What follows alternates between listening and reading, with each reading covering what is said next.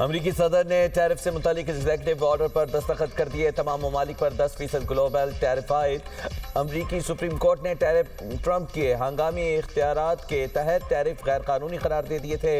अमरीकी सदर truth social पर बयान में कहते हैं कि तमाम ममालिक पर नया टैरिफ फौरी तौर पर नाफिज होगा। सदर डोनाल्ड ट्रंप ने अदालती फैसले को शर्मनाक करार देते हुए कहा कि कुछ जजेस मुल्क को लूटने वाले डेमोक्रेट्स की गोद में बैठे हैं। टैरिफ से मिलने वाला मुनाफा मजीद बढ़ेगा। अदालत गैर मुल्की मफादात के ज़ेरे असर आ गई है। टैरिफ लगाने के लिए मुझे कांग्रेस से पूछने की ज़रूरत नहीं। भारत के साथ तजारती मुआहिदे पर कुछ तब्दील नहीं हुआ। तमाम मुआहिदे बरकरार हैं, सिर्फ तरीक़ाकार मुख्तलिफ होगा। अमरीकी नायब सदर जेरी वेंस कहते हैं सुप्रीम कोर्ट का टैरिफ से मुतालिक फैसला लाकानूनियत है। फैसला अदालत की जानिब से साफ और सादा अल्फाज में कानून शिकनी है।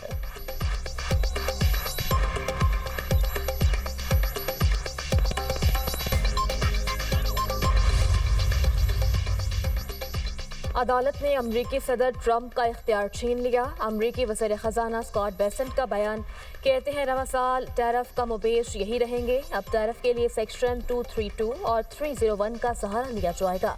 दोनों सेक्शंस कई बार चैलेंज हुए, अदालतों ने इन्हें दुरुस्त करार दिया।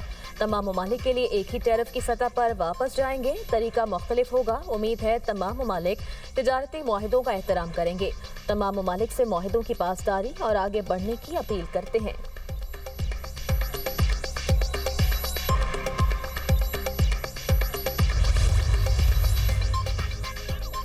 बेहतर होगा ईरान मुनासिब डील के लिए मुज़ाकरात करे। अमरीकी सदर डोनाल्ड ट्रंप की ईरान को एक और वार्निंग। कहा, ईरानी अवाम अपने रहनुमाओं से बहुत मुख्तलिफ हैं। ये एक अफसोसनाक सूरत हाल है। 10 से 15 रोज़ में फैसला होगा हमला किया जाए या नहीं। अगर ईरान पर हमला हुआ तो ये जून में ईरानी जौहरी तनसीबात पर किए गए महदूद हमलों से कहीं ज़्यादा शदीद होगा। ईरानी वज़ीर ख़ारजा अब्बास इराक़ची कहते हैं अमरीकी मुज़ाकरातकारों ने तेहरान से जौहरी अफजूदगी के प्रोग्राम को रोकने के लिए नहीं कहा। फ़रीक़ैन के दरमियान मुज़ाकरात का अगला मरहला ये है कि 2 से 3 दिनों में वाशिंगटन को मुमकिना मुआहिदे का मुसविदा पेश किया जाए। दूसरी तरफ जर्मनी ने अपने शहरियों को फौरी तौर पर ईरान छोड़ने की हिदायत जारी कर दी।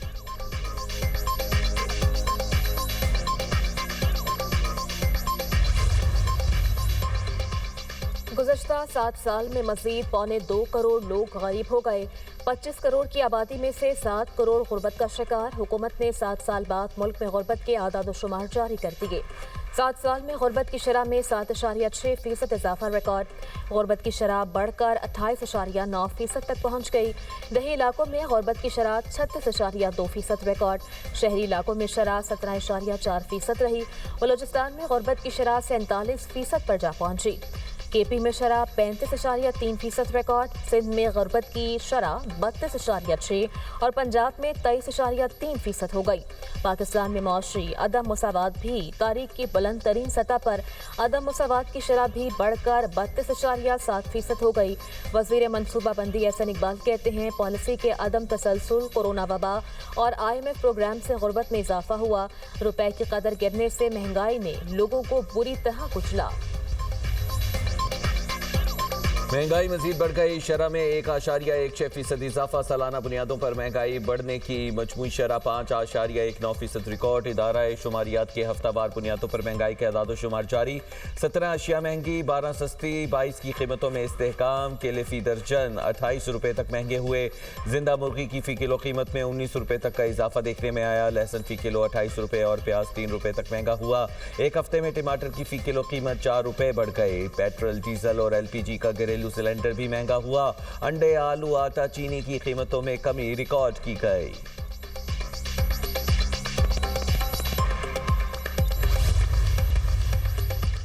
साहिबजादा हामिद रजा के एक्स अकाउंट पर शिकवा। जेल में 111 दिन से जायद हो गए।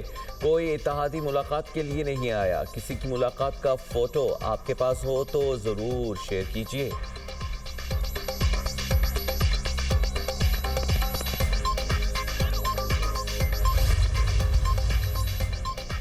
तहरीक इंसाफ सियासी जमात नहीं, कल्ट है। सियासी सोच और सियासी रफाकत का कोई तस्वर नहीं। वज़ीर दिफा ख्वाजा आसिफ कहते हैं PTI के अंदर आधे दर्जन ग्रुप हैं। सिवाय बानी के हर रहनुमा को गालियां पड़ चुकी हैं और पड़ती रहेंगी। बानी के मुफादात की कुर्बान गाह पर वर्कर, रहनुमा, मुल्क का मुफाद सब भेंट कर जाते हैं। जहां बानी की बहन और पार्टी की लीडरशिप में शदीद मुफादात की जंग हो, वज़ीर आला KP अपनी वज़ारत आला बचाने के लिए रिहाई फोर्स लॉन्च करके वफादारी का यकीन दिला रहे हैं। वकला का गिरोह जिनका सारा सियासी वजूद बानी की मौरफत और मरहून मिन्नत है, वो कैमरे पर आकर मार्केट वालियों बना रहा है। इन सब में एक कदर मुश्तरक है, सब चाहते हैं बानी PTI अंदर रहें ताकि उनकी दुकानें खुली रहें।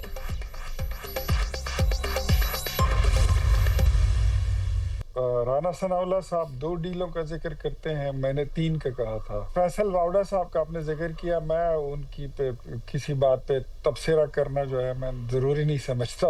बेगानी शादी में और हमेशा दीवाने अब्दुल्ला की तरह उनका रोल होता है। 2024 में इमरान खान साहब तकरीबन डील कर चुके थे, ऑलमोस्ट डील फाइनल हो गई थी। बीच में आ गया जुमे का दिन और खान साहब को ये कहा गया कि पीर वाले दिन से जो है तो आपको मटेरियलाइज करते हैं चीज़ों को। तो वो इतने उतावले हो गए थे इमरान खान साहब, इतवार और पीर का इंतजार क्यों करते हो? इख्तियार वली खान राना सनाउल्लाह से एक कदम आगे। दुनिया न्यूज़ के प्रोग्राम बात निकलेगी में गुफ्तगू करते हुए वज़ीर आज़म के कोऑर्डिनेटर कहते हैं, राना सना ने 2 और मैंने 3 डीलों का जिक्र किया। फैसल वादा की किसी बात पर तबसरा नहीं करना चाहता, उनका किरदार बेगाने की शादी में अब्दुल्ला वाला है। 2024 में बानी PTI की डील फाइनल हो गई थी। बानी PTI की तरफ से अली अमीन गंडापुर, बैरिस्टर गौहर और बैरिस्टर सैफ लीड कर रहे थे। कुछ हद तक शेर अफजल मरवत भी शामिल थे। हुकूमत की तरफ से मोहसिन नकवी नुमाइंदगी कर रहे थे। डील तकरीबन फाइनल हो चुकी थी, लेकिन जुमे का दिन आ गया था। बानी PTI चाहते थे 2 दिन इंतजार की बजाय सुबह ही बनी गाला या नथिया गली शिफ्ट कर दिया जाए।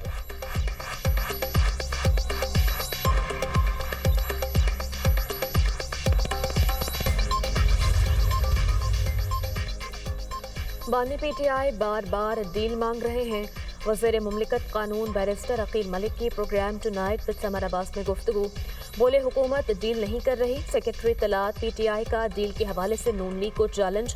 शेख वकास अकरम कहते हैं, नाम बताएं किसने PTI की तरफ से डील मांगी है।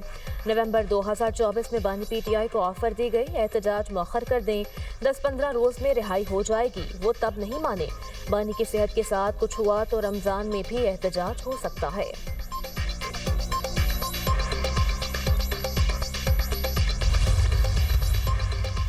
बैरिस्टर सैफ ने नेशनल डायलॉग कमेटी के विजन की हिमायत कर दी। बोले, तमाम सियासी रहनुमाओं को मिल बैठना चाहिए। फवाद चौधरी ने कहा, बानी PTI को मनाने के लिए हम किरदार अदा कर सकते हैं।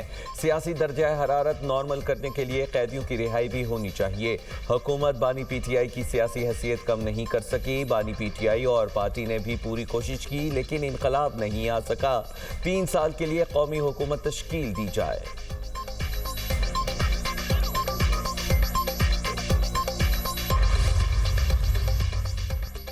वज़ीर आज़म शहबाज शरीफ का बानी PTI के खिलाफ हर्जाना केस। सुप्रीम कोर्ट ने बानी PTI की दरख्वास्त पर ट्रायल कोर्ट को कार्रवाई से रोक दिया। वज़ीर आज़म शहबाज शरीफ को नोटिस, जवाब तलब। सुप्रीम कोर्ट ने कहा केस को जल्द समाअत के लिए मुकर्रर किया जाएगा। वकील अली जफर बोले, बानी PTI की टांग में गोली लगी थी, जख्मी होने के बायस पेश ना हो सके। जस्टिस आयशा मलिक ने रिमार्क्स दिए, मुकदमे में मेरा इख्तलाफी नोट है। ट्रायल कोर्ट ने हक़ दिफा ख़त्म करने से पहले 2 तारीखों पर बानी का जख्मी होना तस्लीम किया। जख्मी होना तस्लीम करने के बाद हक़ दिफा कैसे ख़त्म किया जा सकता है? हम मुकदमे में दूसरे फरीक को नोटिस कर रहे हैं।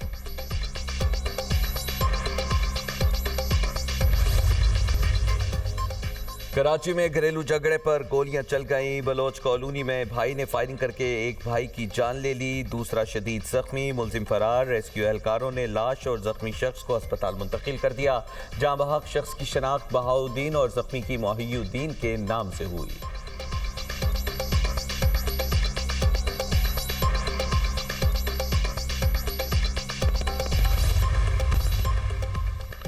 नाइजेरिया की जम्फारा रियासत के गांव पर मुसल्लह अफराद का हमला, 50 अफराद को कत्ल कर दिया गया। खबर एजेंसी के मुताबिक हमलावरों ने खवातीन और बच्चों को अगवा कर लिया। हमलावर शाम 5 बजे से सुबह 3:30 बजे तक कार्रवाई करते रहे। मुलजिमान ने घरों को आग लगाई और फरार होने वालों पर फायरिंग की।